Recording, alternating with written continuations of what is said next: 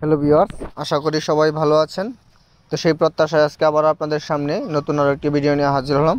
তো ভিউয়ার্স, আজকের ভিডিওটি হচ্ছে কাপ জাতীয় মাছের মধ্যে কাতল মাছের পোনা।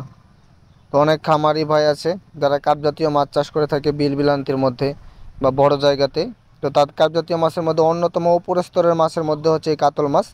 তো যাদের পুকুরে প্রচুর পরিমাণে সবুজ পানি হয়ে যায় বা পানির ভারসাম্যতা বজায় রাখার জন্য কাতল মাছ কিন্তু মিশ্র চাষের ক্ষেত্রে ব্যাপক ভূমিকা পালন করে থাকে।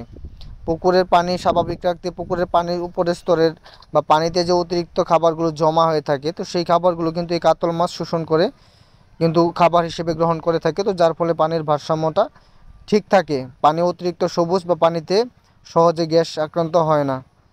বা অনেক অনেক চাষি আছে যারা এককভাবে মূলত কেউ কাতল মাছ চাষ করতে চায় না, বা এককভাবে চাষ করলে কাতল মাছে তেমন একটা লাভবানও হওয়া যায় না। তো মূলত মিশ্র চাষের ক্ষেত্রেই কাতল মাছ চাষ উপযোগী।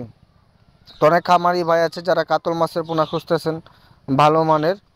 তো তারা অবশ্যই আমাদের কাছ থেকে এই কাতল মাছের পোনা সংগ্রহ করতে পারবেন। আমরা এই কাতল মাছের পোনাগুলো হাজার হিসেবে সারা বাংলাদেশে হোম ডেলিভারির মাধ্যমে বিক্রয় করে থাকি, যেহেতু একদম নতুন বা ছোট সাইজের পোনা।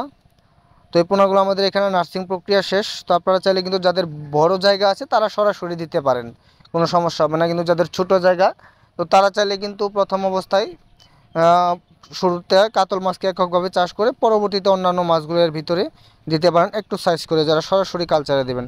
এবং যারা ধানি জন্য অপেক্ষা করছিলেন তারা তো অবশ্যই আমাদের কাছ থেকে এই পোনাগুলো সংগ্রহ করতে পারবেন হাজার হিসেবে। আমরা এই মাছগুলো পাইকারি এবং খুচরাভাবে সারা বাংলাদেশে বিক্রয় করে থাকি। তো ভিউয়ার্স, আজকে এই পর্যন্তই। যারা কাতল মাছের পোনা খুঁজতেছেন তারা অবশ্যই আমাদের সাথে যোগাযোগ করবেন।